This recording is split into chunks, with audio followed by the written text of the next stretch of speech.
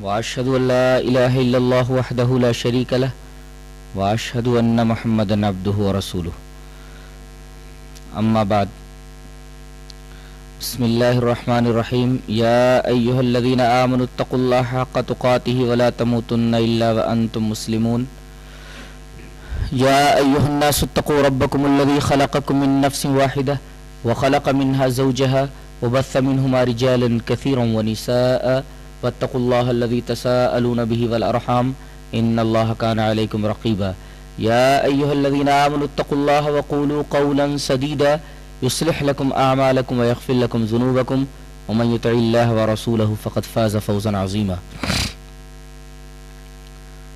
أعوذ بالله من الشيطان الرجيم من كان يريد حرث الآخرة نزد له في حرثه ومن كان يريد حرث الدنيا نؤته منها وما له في الآخرة من نصیب۔ حضرات علماء کرام، محترم بزرگوں، نوجوان بھائیوں، پیارے بچوں، پردہ نشین ماں اور بہنوں،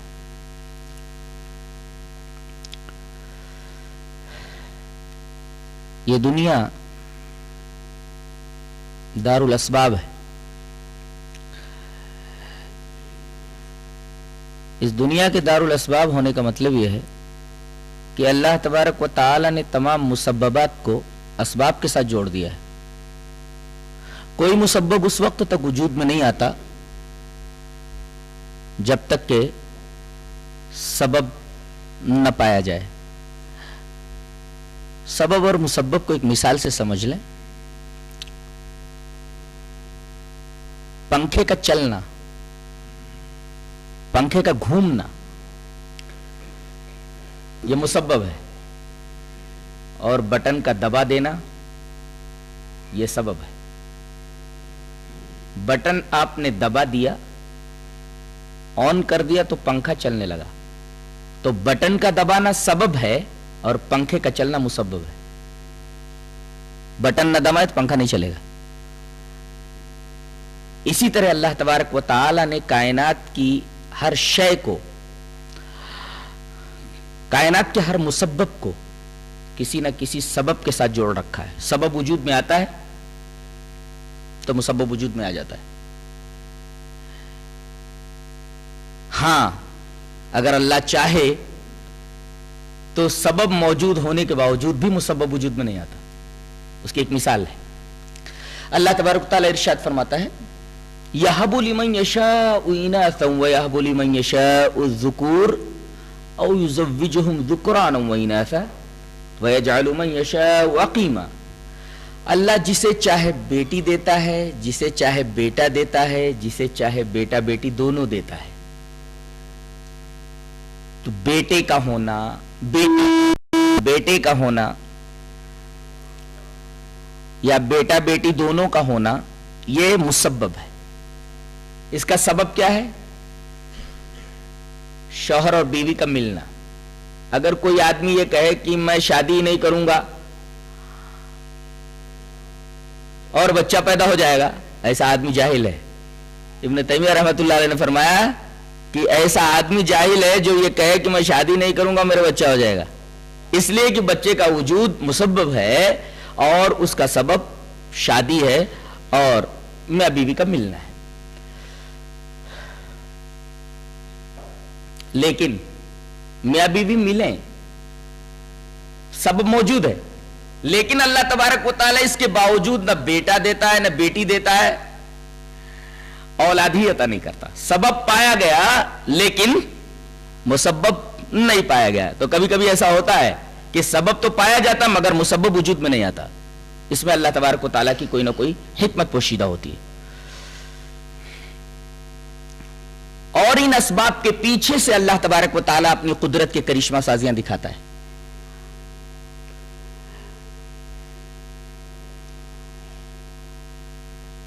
وہ نظر نہیں آتا۔ اب آپ کہیں گے جو چیز نظر نہیں آتی وہ موجود ہی نہیں ہے، یہ دعویٰ غلط ہے۔ ضروری نہیں کہ جو چیز نظر نہ آئے،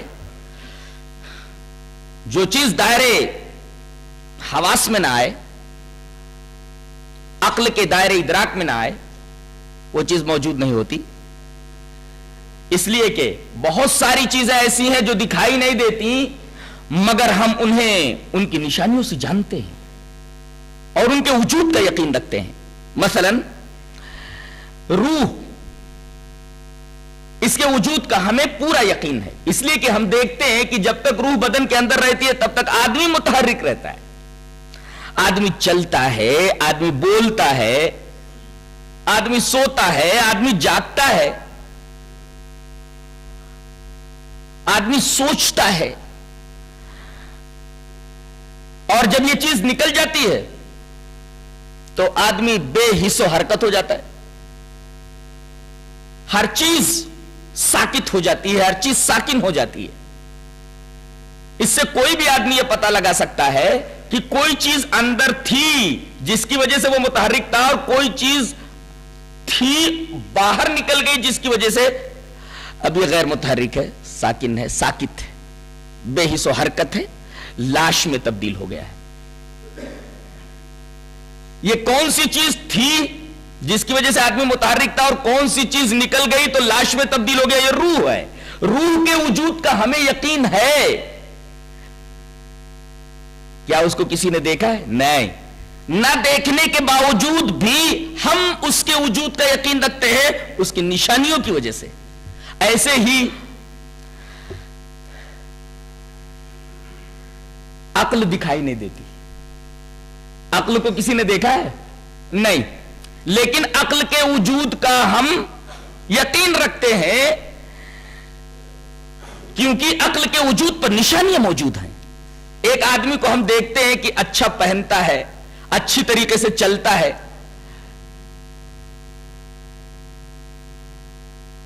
اچھی بات چیت کرتا ہے، تو ہم یہ کہتے ہیں کہ اس کے پاس عقل ہے. لیکن ایک آدمی کو دیکھتے ہیں کہ وہ نہ تو اچھے کپڑے پہنتا ہے، نہ اچھی طریقے سے بات کرتا ہے، اول فول بکتا ہے، احمقانہ حرکتیں کرتا ہے، تو ہم یہ فیصلہ کر دیتے ہیں کہ یہ آدمی بے عقل ہے.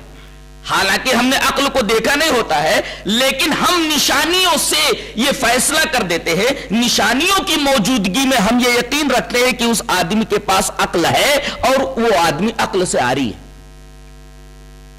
ایسے ہی اللہ تبارک و تعالی دکھائی نہیں دیتا،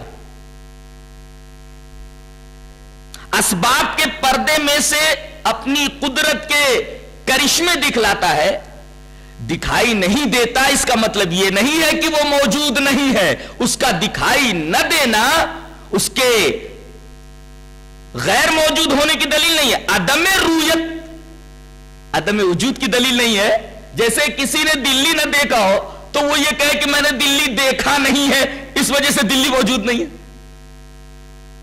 عدم رویت، نہ دیکھنا، یہ عدم وجود کو مستلزم نہیں ہے کہ جو چیز دکھائی نہ دے، جس چیز کو آدمی نے دیکھا نہ وہ چیز موجود ہی نہیں ہے. بلکہ نشانیوں سے دیکھا جائے، نشانیوں سے پہچانا جائے. نشانیاں بتاتی ہیں کہ وہ چیز موجود ہے. آدمی اپنے چاروں طرف دیکھے تو اسے معلوم ہوگا کہ اللہ تبارک و تعالیٰ کے وجود پر چاروں طرف نشانیاں بکھری پڑی ہیں. ہر ذرہ یہ گواہی دیتا ہے کہ اللہ تبارک و تعالیٰ موجود ہے.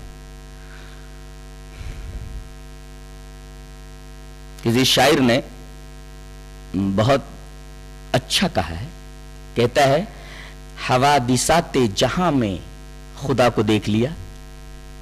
حوادثات جہاں میں خدا کو دیکھ لیا، اڑی جو خاک تو ہم نے ہوا کو دیکھ لیا. ہوا کو کسی نے دیکھا ہے؟ نہیں. لیکن جب مٹی اڑتی ہے، خاک اڑتی ہے فضا میں، تو خاک کی خاصیت کیا ہے؟ پستی. زمین پر رہتی ہے مٹی. خاک کے ذرات کا فضا میں بلند ہونا اس بات کی دلیل ہے کہ پست چیز کو بلندی کی طرف لے جانے والی چیز وہاں موجود ہے، اگرچہ نظر نہیں آ رہی ہے. اور بلندی کی طرف لے جانے والی چیز، فضا میں بکھرانے والی چیز کون سی ہے؟ ہوا. تو حوادثات جہاں میں خدا کو دیکھ لیا، اڑی جو خاک تو ہم نے ہوا کو دیکھ لیا. جیسے جب دھول اڑتی ہے تو ہم یقین کر لیتے ہیں کہ دھول کے اڑنے کا سبب ہوا ہے، ایسے ہی کائنات کی موجودگی، کائنات کے اندر ایک قانون کا ہونا، کائنات کے اندر نظم و ضبط کا ہونا، یہ ساری نشانیاں بتاتی ہیں کہ اس کائنات کا کوئی خالق ہے، کوئی مدبر ہے، کوئی متصرف ہے۔ جو انکار کرے وہ بے عقل ہے۔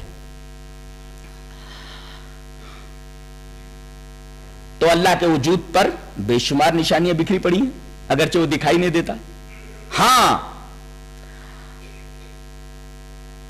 جنت کے اندر دکھائی دے گا، دنیا کے اندر اس کا دیدار ممکن نہیں ہے۔ حضرت موسیٰ علیہ السلام جب کوہ طور پر گئے، آواز آئی یا موسیٰ انی انا اللہ رب العالمین، اے موسیٰ میں تمام جہانوں کا رب تم سے مخاطب ہوں۔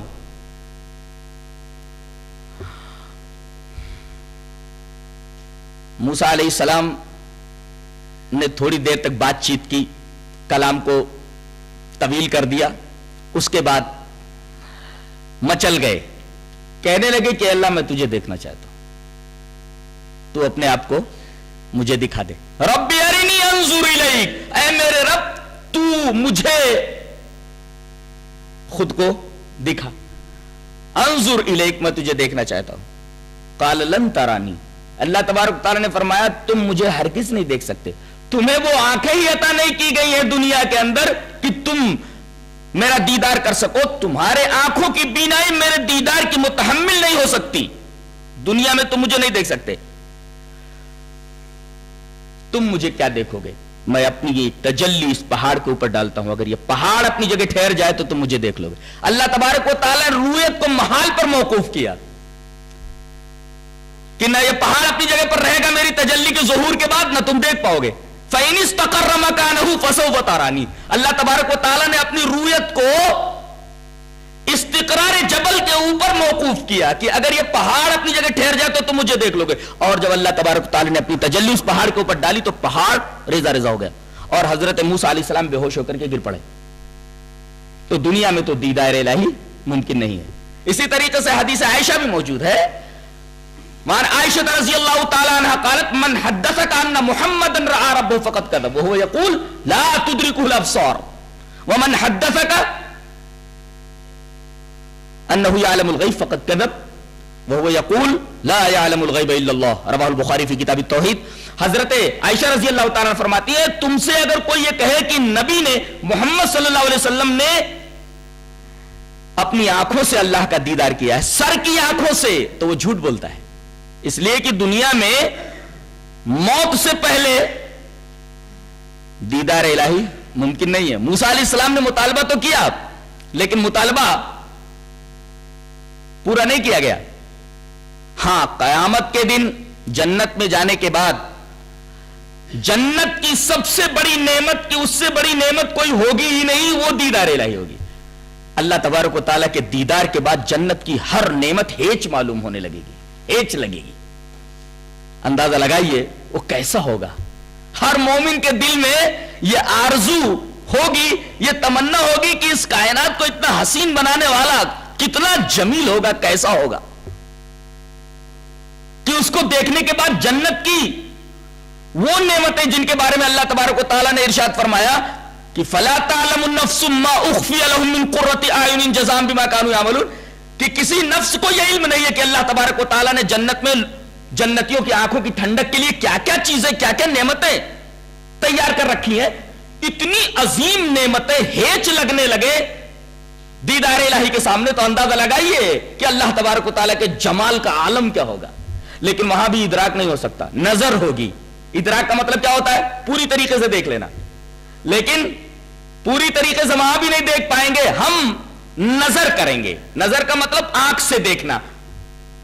جیسے ہم 14ویں رات کے چاند کو دیکھتے ہیں، کیسا نظر آتا ہے؟ ایک تھالی کی طرح، پورا کا پورا ایک تھالی کی طرح نظر آتا ہے۔ اور کبھی کبھی تو اس کا عکس پانی کے اندر جب نظر آتا ہے تو بالکل وہ چھوٹی سی تشتری کی طرح ہوتا ہے۔ تو کیا کوئی عقل مند یہ کہہ سکتا ہے کہ چاند تشتری کی طرح ہے؟ تشتری اتنا بڑا ہے؟ نہیں، وہ ایک بہت بڑا کورا ہے جو ہماری زمین کے ارد گرد گردش کر رہا ہے۔ 29 या 30 दिनों के अंदर यह चक्कर पूरा करता है हमारी जमीन के इर्द गिर्द। एक बहुत बड़ा कोरा है, वो थाली के बराबर नहीं है, लेकिन हम कहते हैं कि हमने चांद को देख लिया और चांद को पूरा देख लिया, जबकि हम उसको पूरी तरीके से देख नहीं पाते, उसका इदराक नहीं कर पाते और कहते हैं कि हमने देख लिया। ऐसे ही क़यामत के दिन अल्लाह तबारक व तआला को लोग देखेंगे जैसे यहां बद्र कामिल को देखते हैं, 14वीं रात के चांद को देखते हैं। जो जिस तरीके से अल्लाह के वजूद पर निशानियां मौजूद हैं, इसी तरीके से अल्लाह तबारक व तआला की वहदानियत के ऊपर भी निशानियां मौजूद हैं। हम ये देखते हैं कि सूरज हमेशा से मशरिक से निकलता है, मगरिब में डूब जाता है। मौसमों के तगय्युरात जैसे पहले थे वैसे अब भी हैं, जाड़ा गर्मी बरसात पूरे तसलसल के साथ हर साल आते हैं, इनमें कोई तगय्युर नहीं होता। नारियल के दरख्त पे हम नारियल का फल ही देखते हैं, आम के दरख्त के ऊपर हम आम लगा हुआ ही देखते हैं, कद्दू की बेल के ऊपर कद्दू ही लटकता हुआ देखते हैं, चीकू के दरख्त के ऊपर हम चीकू ही देखते हैं। अगर इस कायनात के अंदर और कई अल्लाह होते, देवी देवता होते, तो हम ये देखते कि नारियल तोड़ने के लिए गए तो वहां कोई कद्दू लटका हुआ था, इसलिए कि किसी देवता ने अपना तसर्रुफ कर दिया था, नारियल के दरख्त पर कद्दू लटका दिए थे। लेकिन कभी ऐसा नहीं हुआ। यह इस बात की दलील है कि इस कायनात में न तो किसी बाबा का दखल है, न किसी पीर का दखल है, न किसी मुर्शिद का दखल है, और न इसी तरीके से किसी नबी का दखल है, किसी वली का दखल है, और नाम नेहाद अक्ताब औताद और ये सब बिदअती अल्फाज हैं। इन नामों का सबूत हदीस में नहीं मिलता। अक्ताब, नुजबा, औताद, इनका कोई तसर्रुफ इस कायनात के ऊपर नहीं है। इसी तरीके से न किसी देवी का तसर्रुफ है, न किसी देवता का तसर्रुफ है। इस कायनात की यकसानियत बता रही है, वहदत बता रही है कि इस कायनात के पीछे एक ही हस्ती मौजूद है, वाहिद हस्ती मौजूद है, अहद हस्ती मौजूद है। नहीं तो कभी ऐसा होता कि सूरज मशरिक से न निकल करके मगरिब से निकलता और मशरिक में डूबता, लेकिन कभी इसके खिलाफ नहीं हुआ। क्या ये इस बात का सबूत नहीं कि अल्लाह तबारक व तआला ही इस कायनात में मुतसर्रिफ है? और सिर्फ एक जुमले में एक दलील ऐसी पेश कर दी है, एक ऐसा बुरहान पेश कर दिया है कि आज तक उस बुरहान का तोड़ नहीं लाया जा सका, उस दलील को रद्द नहीं किया जा सका। 17वें पारे के अंदर अल्लाह ने फरमाया, लौ कान फीहिमा आलिहतुन इल्लल्लाह लफसदता, अगर इस कायनात के अंदर अल्लाह के अलावा और भी माबूद होते, जमीन और आसमान के अंदर कायनात में, तो निजाम आलम तबाह बर्बाद हो जाता, निजाम आलम के अंदर फसाद हो जाता। निजाम आलम के अंदर फसाद ना होना, वहदत होना, एक वाहिद हस्ती, एक अहद हस्ती के मौजूद होने की दलील है।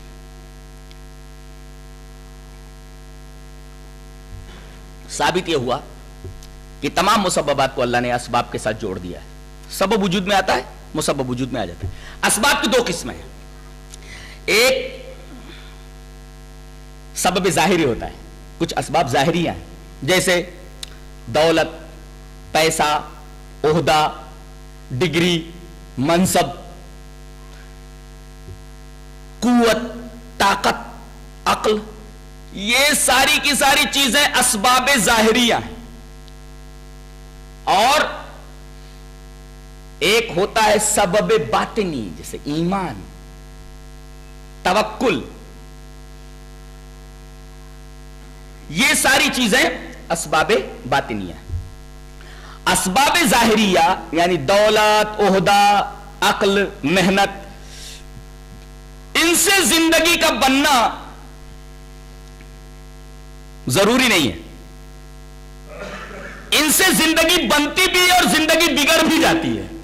दौलत से जिंदगी बनती भी है, बिगड़ भी जाती है। ओहदे से जिंदगी बनती भी और बिगड़ भी जाती है। अल्लाह ताला ने कारून को दौलत दी थी, जिंदगी बनी कि बिगड़ गई? दौलत मिलने के बाद कारून की जिंदगी बिगड़ गई, उसे जमीन के अंदर धंसा दिया गया। दौलत होने के बावजूद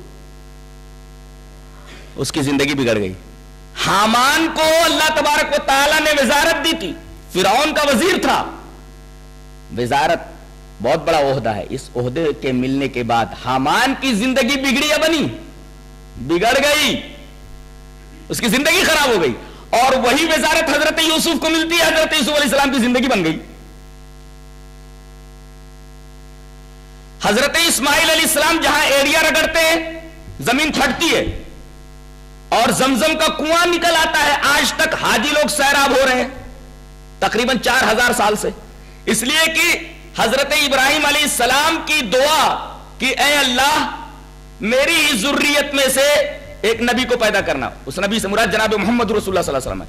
حضرت ابراہیم علیہ السلام کی دعا کے 2500 سال بعد نبی کریم صلی اللہ علیہ وسلم دنیا میں تشریف لائے اور آپ کو اس دنیا سے گئے ہوئے 1500 سال ہو گئے تقریباً. اس کا مطلب یہ کہ 4000 سال سے اس کنویں کا پانی ختم نہیں ہوا ہے. پانی کی جو اہمیت ہے اہمیت کے اوپر کوئی اثر نہیں پڑا ہے.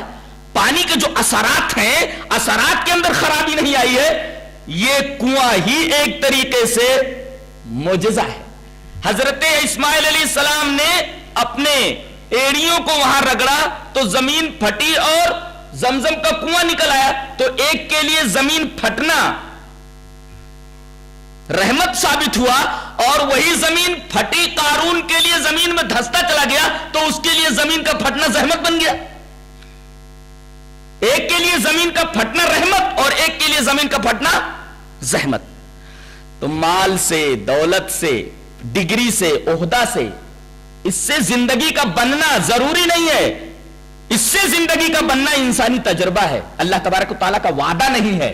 لیکن اسباب باطنیہ سے ایمان سے اخلاق سے توحید سے اچھے اعمال سے جو اسباب باطنیہ ہیں ان سے زندگی کا بننا یہ لازم ہے. یہ اللہ تبارک و تعالیٰ کا وعدہ ہے کہ کوئی آدمی میرے اوپر ایمان لائے اعمال صالحہ کرے میں اس کی زندگی بناتا ہوں. اس سے زندگی کا بننا اللہ تبارک و تعالیٰ کا وعدہ ہے. پیسے سے دولت سے زندگی کا بننا یہ انسانی تجربہ ہے اللہ کا وعدہ نہیں. لیکن اسباب باطنیہ یعنی ایمان سے اور اعمال صالحہ سے زندگی کا بننا یہ اللہ تبارک و تعالیٰ کا وعدہ ہے. جیسے میں نے خطبہ مسنونہ کے بعد آیت کریمہ پڑھی سورہ شورى کی, اس کے اندر اللہ نے فرمایا من کان یرید حرث الآخرۃ نزد له فی حرثہ ومن کان یرید حرث الدنیا نؤتہ منها وما له فی الآخرۃ من نصیب. جو آدمی آخرت کی کھیتی چاہتا ہے تو ہم اس کو بڑھاتے رہتے ہیں. اللہ اکبر, غور کیجئے. جو آخرت کی کھیتی چاہتا ہے ہم بڑھاتے رہتے ہیں. من کان یرید حرث الآخرۃ نزد له فی حرثہ, جو آدمی آخرت کی کھیتی کرتا ہے آخرت کی کھیتی کا ارادہ کرتا ہے تو ہم اس کی کھیتی کے اندر اضافہ کرتے رہتے ہیں. اور ومن کان یرید حرث الدنیا نؤتہ منها, تو جو آدمی دنیا کی کھیتی چاہتا ہے تو ہم اتنا دیتے ہیں جتنا ہم چاہتے ہیں اور آخرت میں اس کا کوئی حصہ نہیں. یہ آیت کریمہ بتا رہی ہے کہ دین بقدر محنت ہے اور دنیا بقدر قسمت ہے. دین کے لیے جتنی محنت کرو گے اتنا اجر تمہیں ملے گا, برابر ملے گا. جتنی محنت کرو گے اتنا اجر ملے گا, جتنی نیکیاں کرو گے اتنا اجر ملے گا, جتنے اعمال کرو گے اچھے اتنے اجر آپ کو ملیں گے, اتنی نیکیاں آپ کو ملیں گی. لیکن دنیا جتنا چاہو گے تو دنیا اتنی نہیں ملے گی, اللہ جتنا چاہے گا اتنا دے گا. تو دین بقدر محنت ہے, جتنی محنت کرو گے دین ملے گا. اور دنیا بقدر قسمت ہے, دنیا کے اندر کتنی بھی محنت کر ڈالو اتنا ہی ملے گا جتنا اللہ تبارک و تعالیٰ دینا چاہے گا. اس کی دلیل یہ آیت کریمہ بھی ہے. ایک اور آیت کریمہ بھی ہے جو سورہ بنی اسرائیل کے اندر ہے. اللہ تبارک و تعالیٰ نے ارشاد فرمایا من کان یرید العاجلۃ عجلنا له فیہا ما نشاء لمن نرید ثم جعلنا له جہنم یصلاها مذموما مدحورا. جو آدمی عاجلہ کو چاہتا ہے یعنی دنیا کو تو ہم اس کو دنیا دے دیتے ہیں جتنا ہم چاہتے ہیں. لمن نرید جتنا ہم چاہتے ہیں, ما نشاء جتنا ہم چاہتے ہیں. جتنا وہ چاہتا ہے اتنا نہیں بلکہ جتنا ہم چاہتے ہیں اتنا ملتا ہے. تو دنیا نہ تو محنت پر ملتی ہے اور نہ عقل کے اوپر ملتی ہے بلکہ قسمت کے اوپر ملتی ہے. کتنی عجیب بات ہے. ایک سیٹ کو دیکھا گیا کہ 5 منٹ فون پر بات کرتا ہے 50,000 روپے کماتا ہے اور ایک محنت کرنے والا مزدور بیچارہ دن بھر محنت کرتا ہے لیکن 100 روپیہ ملتا ہے یا 50 روپیہ ملتا ہے. گویا کہ دولت جو ہے محنت پر نہیں ملتی، اس لیے کہ وہ سیٹ 5 منٹ فون پر بات کرتا ہے 50,000 کماتا ہے، اور ایک مزدور ہے دن بھر محنت کرتا ہے تو 100 روپے کماتا ہے. گویا دنیا بقدر محنت نہیں ملتی، ورنہ دونوں کو اسی طریقے سے ملنا چاہیے. اور دنیا عقل سے بھی حاصل نہیں ہوتی کہ جتنا بڑا عقل مند ہے اتنا زیادہ دنیا حاصل کر لے گا.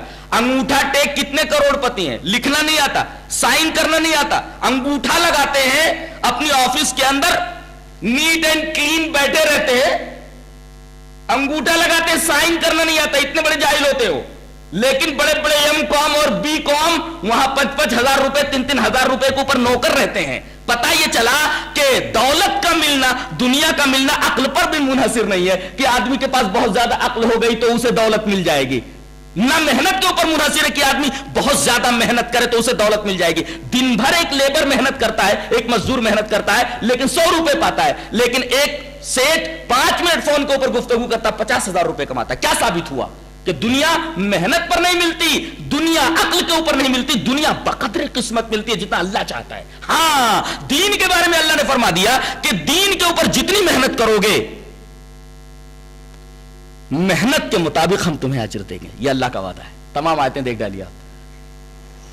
عجیب بات تو یہ ہے کہ جو چیز بقدر محنت مل رہی ہے اس کے اوپر محنت نہیں ہو رہی ہے، اور جو چیز بقدر قسمت مل رہی ہے اس کے اوپر بہت زیادہ محنت ہو رہی ہے. اللہ کہہ رہا ہے کہ اگر تمہاری قسمت میں میں نے 100 روپیہ لکھ دیا ہے دن میں تو 100 روپے سے زیادہ کسی طریقے سے نہیں کما سکتے، 100 روپیہ ہی تمہیں ملے گا. یہ بات اچھی طرح ذہن نشین کر لو. چاہے ایک کاروبار نہیں 10 کاروبار لگا لو، جتنا ہم چاہیں گے اتنا ہی ملے گا. اس کی ایک مثال میں نے کہیں پڑھی تھی کہ ایک ٹانکی ہے، ٹانکی کے اندر پانی بھرا ہوا ہے. اب چاہے ایک ٹوٹی لگا لو تو جتنا ٹانکی میں پانی ہے اتنا ہی آپ کو ملے گا، یا 10 ٹوٹیاں لگا لو تو اتنا ہی پانی ملے گا. پانی ٹانکی میں بھرا ہوا ہے، اب اتنا ہی پانی آپ کو حاصل ہوگا جتنا ٹانکی میں ہے. چاہے ایک ٹوٹی لگا لو اتنا ہی پانی ملے گا جو ٹانکی میں ہے، چاہے 10 ٹوٹی لگا لو اتنا ہی ملے گا پانی جتنا کہ ٹانکی میں ہے. ایسے ہی اللہ تعالیٰ نے جتنا قسمت میں رزق لکھ دیا ہے اتنا ہی آپ کو ملنے والا. چاہے ایک کاروبار نہیں 10 کاروبار لگا لو. کتنے لوگ ہیں جو کاروبار لگاتے ہیں، بڑی بڑی کمپنیاں قائم کرتے ہیں لیکن کمپنیاں نہیں چل پاتی، ڈوب جاتے ہیں، اس لیے کہ اللہ تبارک و تعالیٰ نہیں دینا چاہ رہا، قسمت میں نہیں ہے. کمپنیاں کروڑوں روپے خرچ کرنے کے بعد ڈوب جاتی ہیں اور آدمی فٹ پاتھ کے اوپر آ جاتا ہے. یہ واقعات بھی بتاتے ہیں اور قرآن کی آیت کریمہ بتا رہی ہے، اس طریقے کی تمام آیتیں بتاتی ہیں کہ دنیا بقدر قسمت ملتی ہے، محنت نہیں، عقل کے اوپر نہیں.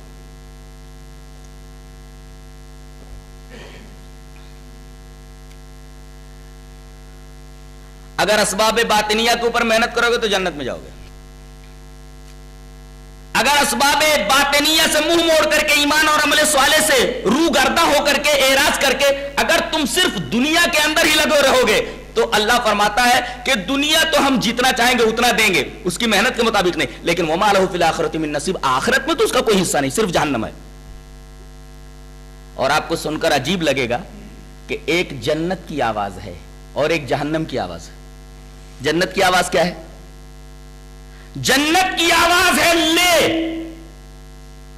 جنت کی آواز ہے لے، اور جہنم کی آواز ہے دے. اللہ تبارک و تعالی نے سورہ قاف کے اندر ارشاد فرمایا کہ ہم، حدیث میں ہے کہ اللہ تعالیٰ نے جنت کو بھی بھرنے کا وعدہ کیا اور جہنم کو بھی بھرنے کا وعدہ کیا، اور اللہ اپنے وعدے کی خلاف ورزی نہیں کرے گا. جنت کو بھی بھرے گا اور جہنم کو بھی بھرے گا.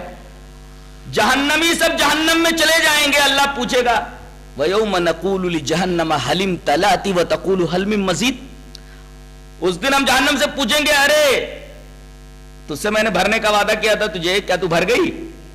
تقول تو بولے گی هَلْ مِن مَّزِيدٍ، کیا کوئی اور بھی ہے؟ دے، اور ڈالے گا اللہ. بھر گئی بولے دے، اور ڈال دیا دے، یعنی برابر وہ دے دے پکارتی رہے گی. لا لا لا، دے دے دے. اس کا پیٹ نہیں بھرے گا. جہنم کی آواز صرف اور صرف ہے دے. آج یہی آوازیں ہر آدمی نکال رہا ہے. یہ آواز ہر آدمی کی زبان سے نکل رہی ہے. ایک آفیسر ہے, نگاہیں بچا کر کے بولتا ہے دے.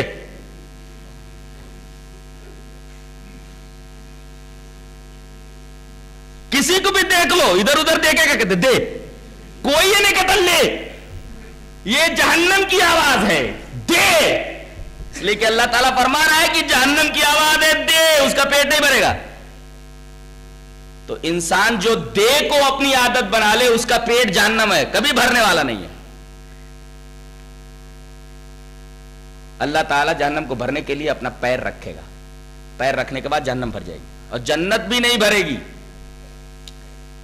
لیکن جنت کا عالم دوسرا ہے. اللہ تبارک و تعالیٰ وہاں مخلوق کو دوسری پیدا کر کے جنت میں بسا دے گا. اس طرح جنت بھر جائے گی. تو قرآن حکیم کہتا ہے کہ جہنم کی آواز ہے دے. جنت کی آواز کیا ہے وہ دیکھو. اللہ تبارک و تعالیٰ فرماتا ہے لہم فیہا ما یشاؤون. جنت کے اندر وہ جو چاہیں گے وہ سب انہیں ملے گا. لہم فیہا ما یشاؤون. جنت میں جو یہ چاہیں گے سب ملے گا. ولدینا مزید, اور بھی ہماری طرف سے زیادہ ہے. لے اللہ بس کافی ہے. لے بس کافی ہو گیا میرے معبود. لے میرے معبود کیا کروں گا. لے بندہ کہے گا بس, اللہ پاک فرمائے گا لے. تو جنت کی آواز ہے ولدینا مزید, اور جہنم کی آواز ہے حل من مزید. یہ قرآن نے بتایا. یاد رکھو, جہنم کی آواز ہے حل من مزید دے, اور جنت کی آواز ہے ولدینا مزید لے. تو جو آدمی دیتا ہے وہ سمجھو جنت کی راہ پر چل رہا ہے. جو لیتا ہے برابر لینے کی عادت ڈال رکھی ہے وہ در حقیقت جہنم کی آواز بلند کر رہا ہے, جہنم کے راستے پر چل رہا ہے. یہ آواز تو جہنم کی ہے. اسی وجہ سے نبی کریم صلی اللہ علیہ وسلم نے فرمایا کہ اوپر کا ہاتھ نیچے کے ہاتھ سے بہتر ہے. اوپر کا ہاتھ کیا مطلب ہے؟ ایسے یہ ہاتھ دینے والا ہے اور نچلا ہاتھ لینے والا ہے. نبی نے فرمایا یہ اوپر والا ہاتھ نیچے والے ہاتھ سے بہتر ہے. کیوں نہ ہو کہ اوپر والا ہاتھ دیتا ہے, نیچے والا ہاتھ لیتا ہے. ایک جنت کا کام کر رہا ہے, ایک جہنم کا کام کر رہا ہے. ایک جنت کی آواز لگا رہا ہے, ایک جہنم کی آواز لگا رہا ہے.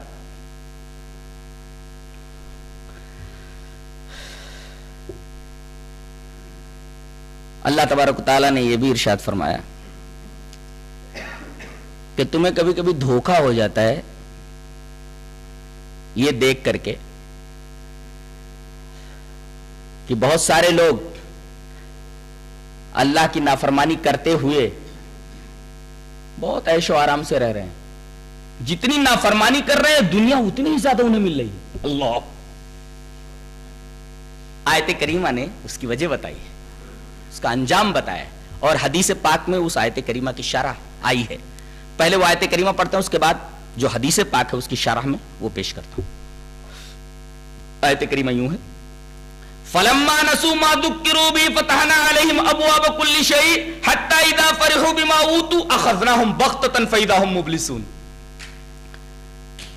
جس چیز کے یاد کرنے کا انہیں حکم دیا گیا تھا جب وہ بھول گئے تو ہم نے ان کے اوپر ہر چیز کے دروازے کھول دیے, اور جب جو انہیں دیا گیا اس پر اترانے لگے تو اچانک ہم نے ان کو پکڑ لیا, حیران رہ گئے. یہ آیت کریمہ ہے. اس کی شرح مسند احمد کے اندر آئی ہے حضرت عقبہ ابن عامر سے. روایت اس طرح ہے وعن عقبہ ابن عامر رضی اللہ تعالی عنہ قال قال رسول اللہ صلی اللہ علیہ وسلم اذا رأيت اللہ يعطي من العبد من الدنیا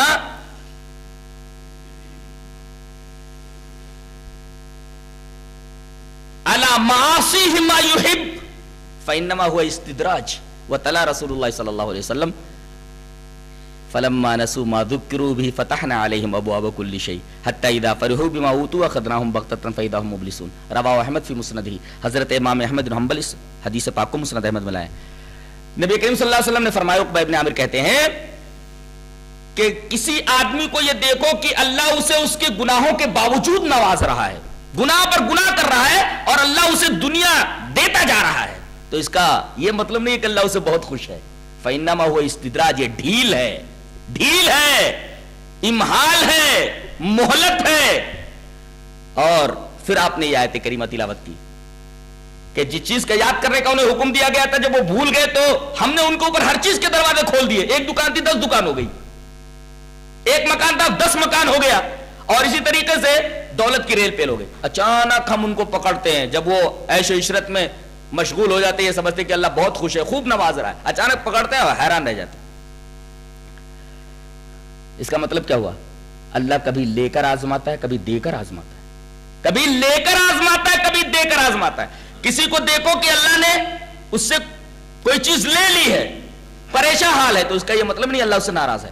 اور کسی کو دے دیا ہے، عیش و عشرت میں مشغول ہے، تو اس کا یہ مطلب نہیں کہ وہ عیش و عشرت میں اس وجہ سے مشغول ہے کہ اللہ اسے خوش ہے. نہیں، کبھی اللہ لے کر آزماتا ہے، کبھی دے کر آزماتا ہے.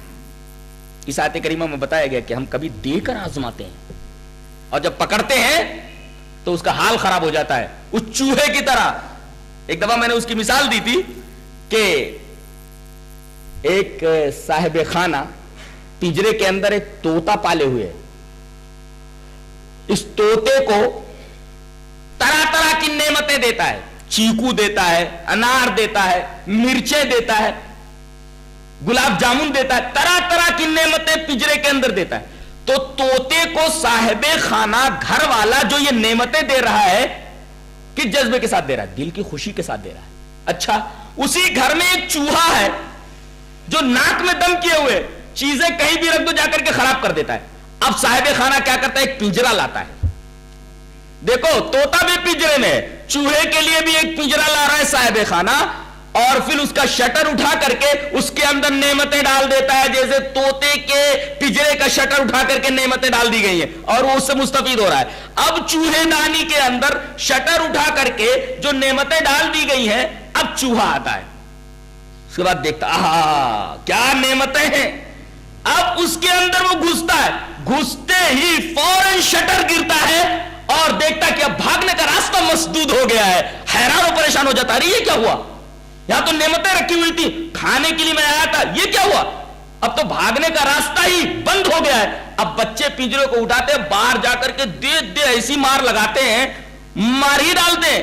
تو دیکھو، طوطے کو جو نعمتیں پنجرے میں دی جا رہی ہیں دل کی خوشی کے ساتھ صاحب خانہ کے، اور چوہے کے پنجرے کے اندر وہی نعمتیں رکھی گئی ہیں دل کی نارضامندی کے ساتھ. تو کہیں ایسا تو نہیں کہ آدمی کو نعمتیں دی گئی ہیں اس چوہے کی طرح کہ پنجرے کے اندر نعمتیں رکھ دی گئی ہیں؟ بہت سارے لوگوں کو اللہ اس طرح نعمتیں دیتا ہے دل کی نارضامندی کے ساتھ. اللہ تبارک و تعالی اسے تباہ کرنے کے لیے یہ نعمتیں دیتا ہے، اس لیے کہ وہ نعمتیں چوہے کی تباہی کا سبب بن گئی ہیں. چوہا گھسا کی شٹر گر گیا، یہ نعمتیں اس کی تباہی کا سبب بن گئی. اور بالکل وہی انداز، فَأَخَذْنَاهُمْ بَغْتَةً، اچانک ہم ان کو پکڑتے تو حیران رہ جاتے. شٹر چوہے دانی کا اچانک گرتا ہے اور چوہا حیران و پریشان ہو جاتا ہے، یہ کیا ہوا؟ اور اس کے بعد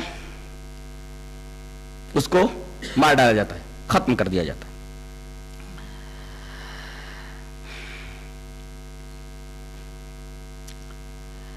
یہ نعمتیں جن کے پیچھے آدمی بے تحاشا حلال و حرام کی تمیز کے بغیر دوڑتا رہتا ہے، نہ دن دیکھتا ہے نہ رات دیکھتا ہے، نہ گرمی دیکھتا ہے نہ برسات دیکھتا ہے، نہ آؤ دیکھتا ہے نہ تاؤ دیکھتا ہے، نہ آگے دیکھتا ہے نہ پیچھے دیکھتا ہے، بس آنکھیں نیچے ہوئے بس دولت کے پیچھے، اسباب ظاہریہ کے پیچھے بھاگتا رہتا ہے، دوڑتا رہتا ہے. اللہ فرما رہا ہے دنیا کی جتنی بھی نعمتیں ان میں 3 خرابیاں ہیں. جن نعمتوں کے پیچھے تم دوڑ رہے ہو، بھاگ رہے ہو، رات دن ایک کیے ہوئے ہو، ارے میرے بندو، اللہ فرما رہا ہے میرے بندو، دنیا کی ہر نعمت کے اندر 3 خرابیاں. ایک خرابی ہو تو چلنے والی ہو، 3 خرابیاں ہیں. کائے کو مگز ماری کر رہا ہے؟ پہلی خرابی یہ ہے کہ کوالٹی صحیح نہیں ہے، دوسری خرابی ہے کہ کوانٹیٹی صحیح نہیں ہے، تیسری خرابی ہے کہ ہمیشہ تیرے ساتھ رہنے والی نہیں ہے. کائے کو اس کے پیچھے اپنا وقت برباد کر رہا ہے؟ دنیا میں آدمی کتنا بھی کما لے، کتنی بھی دولت اسے مل جائے، تمنا اور کی باقی رہتی ہے. حل من مزید کا جو جذبہ ہے وہ باقی رہتا ہے. اور نبی کریم صلی اللہ علیہ وسلم نے اس جذبے کے بارے میں ایک حدیث پاک میں ارشاد فرما دیا کہ اگر ابن آدم کے پاس دو وادیاں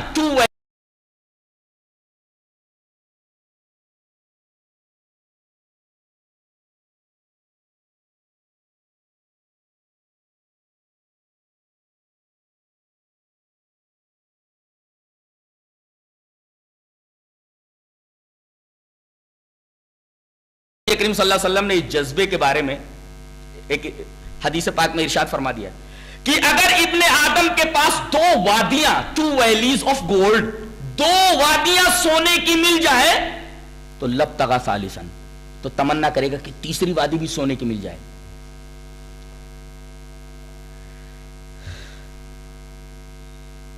حالانکہ دنیا کے بارے میں قناعت کرنا چاہیے, دنیا کے بارے میں قناعت اور آخرت کے بارے میں حرص. جی دنیا کے بارے میں قناعت اور آخرت کے بارے میں حرص. سعدی نے بڑی اچھی بات کہی ہے, کہتا ہے گلستہ میں رودے تنگ بیک نانتے ہی پرگردد. رودا مانے اتڑی, اتڑی انٹسٹائن.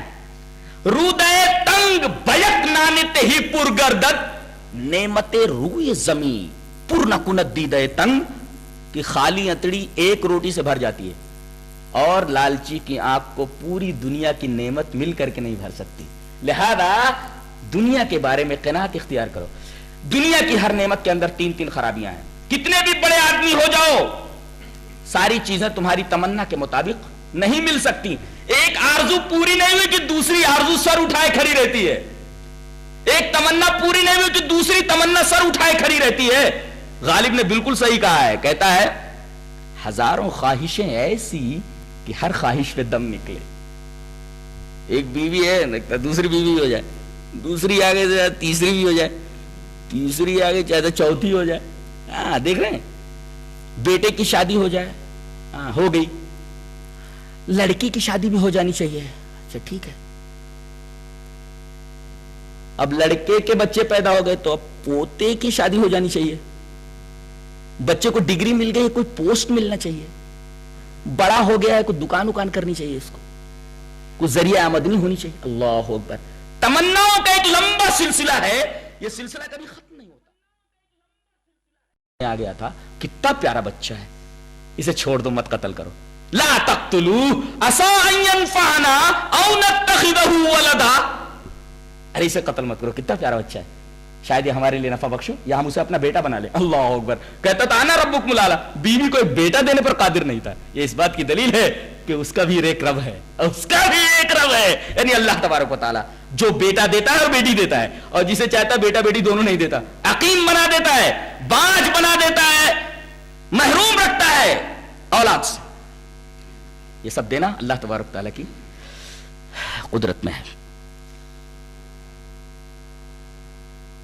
کوئی بھی چیز ملتی ہے تھوڑی مقدار میں ملتی ہے, زیادہ مقدار میں نہیں ملتی. اور جو تھوڑی مقدار میں ملتی ہے اس کی کوالٹی صحیح نہیں ہوتی. ایک تو کوانٹیٹی صحیح نہیں ہے, ملتا ہے تو تھوڑا ملتا ہے, اور جو تھوڑا ملا اس کی کوالٹی صحیح نہیں. مثلا جوانی ملی, کتنے اچھے ایام ہوتے, بڑے حسین ایام ہوتے ہیں جوانی کے, لیکن کچھ دنوں کے بعد بال سفید ہو جاتے ہیں اور اس کے بعد کھاٹ پر بیٹا کھانستا رہتا ہے. نعمت ہاتھ سے نکل گئی. ملی نعمت تو کوانٹیٹی صحیح نہیں, اور کوانٹیٹی جو تھوڑی بہت ملی تھی اس کی کوالٹی صحیح نہیں ہے. اور اس کے باوجود جو کچھ الٹا پلٹا ملا وہ ہمیشہ رہنے والا نہیں. اللہ فرما رہا ہے ہماری جنت کے اندر آؤ, کوالٹی بھی دیتے ہیں, کوانٹیٹی بھی دیتے ہیں, اور ابدیت بھی دیتے ہیں, تینوں چیزیں دیتے ہیں. دنیا کی ہر نعمت کے اندر یہ تین تین خرابیاں. اللہ فرما رہا ہے سورہ محمد کے اندر ارشاد فرماتا ہے مثل الجنت التي وعد المتقون فيها انهار من ماء غير آسن وانهار من لبن لم يتغير طعمه وانهار من خمر لذة للشاربين وانهار من عسل مصفى. اللہ اکبر. اس جنت کی مثال جسے دینے کا اللہ تبارک تعالی نے متقیوں سے وعدہ فرمایا ہے, اس کے اندر پانی کی نہریں ہیں. تم ایک ٹانکی پانی کے لیے ترستے ہو, آؤ ہماری جنت کے اندر پانی کی نہر نہیں, انہار, پانی کی نہریں ہیں. یہ ہے کوانٹٹی. ایک ٹانکی پانی کو ترستے ہو تم, آؤ ہماری جنت کے اندر ہم تمہیں نہریں دیتے ہیں پانی کی. فیہا انہار من معین, پانی کی نہریں. یہ تو ہوا کوانٹٹی, نہریں. اللہ اکبر. اور کوالٹی کیا ہے؟ غیر آسن. ایک ٹانکی پانی رکھ کر کے بند کر کے رکھ دو, 2 مہینے کے بعد دیکھو اس میں کیڑے کتنے پڑ جاتے ہیں, پیو تو بیمار ہو جاؤ گے. اللہ فرما رہا ہے نہریں دیں گے ہم, یہ کوانٹٹی ہے. اور غیر آسن, یہ پانی کبھی خراب نہیں ہوگا, کبھی سڑے گا نہیں. یہ کوالٹی ہے ہماری. کوانٹٹی بھی دے رہے ہیں اور کوالٹی بھی دے رہے ہیں. اللہ فرما رہا ہے تم 1 گلاس پیور دودھ کے لیے, 1 لیٹر پیور دودھ کے لیے ترستے ہو. آؤ وانہار من لبن, دودھ کی نہر نہیں, دودھ کی نہریں. اللہ اکبر. پیو جتنا جی چاہے, پیو اور مست رہو, بہت باڈی بناؤ. پیو نہریں. کائے کے لیے نہریں؟ پینے کے لیے, تو دکھانے کے لیے تھوڑی ہے. خوب پیو. کلو وشربو ہنیا مریا, اس کی تعبیر میں نے اس طرح کی ہے. خوب کھاؤ, خوب پیو, جم کر کے کھاؤ پیو. دودھ کی نہریں. اچھا یہ تو کوانٹٹی ہے, نہر نہیں, نہریں. ترستے ہو 1 لیٹر پیور دودھ کے لیے, یہاں نہریں. اور کوالٹی ہم کیا دے رہے؟ لم یتغیر طعمہ, کبھی اس کا ذائقہ خراب نہیں ہوگا. 1 لیٹر دودھ کو 10 دن رکھ لو, اس کے بعد پیو, دیکھو کیا ہوتا ہے. تو پاس نہیں لا سکتے منہ کے, ایسی بدبو اٹھے گی. اللہ فرما رہا ہے یہاں دودھ کی نہریں ہیں, لیکن کوالٹی ایسی ہے کہ لم یتغیر طعمہ, اس کا ذائقہ کبھی خراب نہیں ہوگا. اور تم 1 بوتل شراب کو ترستے ہو. شراب یہاں حرام ہے, وہاں ملے گی, لیکن یہاں کی شراب میں وہاں کی شراب میں فرق ہے. جگر نے بڑی عجیب بات کہی ہے, کہتا ہے کہ یہ جناب شیخ کا فلسفہ کچھ عجب ہے سارے جہان سے.